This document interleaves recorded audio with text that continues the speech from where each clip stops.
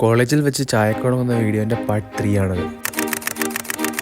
ആദ്യത്തെ ദിവസം തന്നെ കട തുറക്കാൻ പറ്റിയില്ലെങ്കിലും രണ്ടാമത്തെ ദിവസം പൂർവാധികം ശക്തിയോടെ ഞാൻ കട വീണ്ടും തുറന്നു. ആദ്യത്തെ മാസം തന്നെ കട വലിയ കുഴപ്പങ്ങളൊന്നും ഇല്ലാതെ അത്യാവശ്യം ലാഭത്തിൽ തന്നെ പോയി. അപ്പോഴാണ് ഞാൻ മാർക്കറ്റിംഗ് സ്റ്റാർട്ട് ചെയ്യുന്നത്. ഇൻസ്റ്റാഗ്രാമിൽ എൻ്റെ ചായക്കടയുടെ അക്കൗണ്ടിൽ തന്നെ റീൽസ് പോസ്റ്റ് ചെയ്യാൻ തുടങ്ങി. അതിൽ നിന്നും 2 റീലും നല്ലോണം വൈറലാവുകയും ചെയ്തു. വീഡിയോയ്ക്ക് ഏകദേശം 2.5 ലക്ഷം വ്യൂസും വാട്സാപ്പിലും ഫേസ്ബുക്കിലും എല്ലാം ഷെയർസും കിട്ടി. അങ്ങനെ പല പേജുകളിലും പല വാട്സാപ്പ് ഗ്രൂപ്പുകളിലും എൻ്റെ വീഡിയോസ് വരാൻ തുടങ്ങി.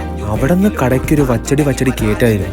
വീട്ടിൽ നിന്നും ഉണ്ടാക്കിക്കൊണ്ട് വന്ന സ്നാക്സ് കട തുറന്നതിന് വിത്തിൻ 2 hours മൊത്തം എല്ലാ സ്നാക്സും എല്ലാ ചായയും എല്ലാം സോൾഡ് ഔട്ട് ആവായിരുന്നു. ഏകദേശം 100 കട്ട്ലറ്റും 150 ക്രീമെണ്ണെല്ലാമാണ് ഒരു ദിവസം സെയിലായിക്കൊണ്ടിരുന്നത്. അപ്പോഴാണ് ആ പുള്ളി വന്നത്. ഇവിടെ വഴിയോര കച്ചവടം നിരോധിച്ചിട്ട് 10 പ്രാവശ്യം അവനോട് വന്ന് പറഞ്ഞു അത് മാറണം പറഞ്ഞു. 10 പ്രാവശ്യം വിറ്റില്ല. അവന്റെ 4 കാലിന്റെ വണ്ടിയും കാറ്റ് വിട്ട് വണ്ടി മാറ്റി എല്ലാം മാറ്റി. അവൻ കാല് പിടിച്ചിട്ട് ഇനി മേലെ വീട്ടിലാന്ന്. അടുത്തത് എന്താ ഉണ്ടായെന്ന് അറിയാൻ വേണ്ടി ഫോളോ ചെയ്യാം.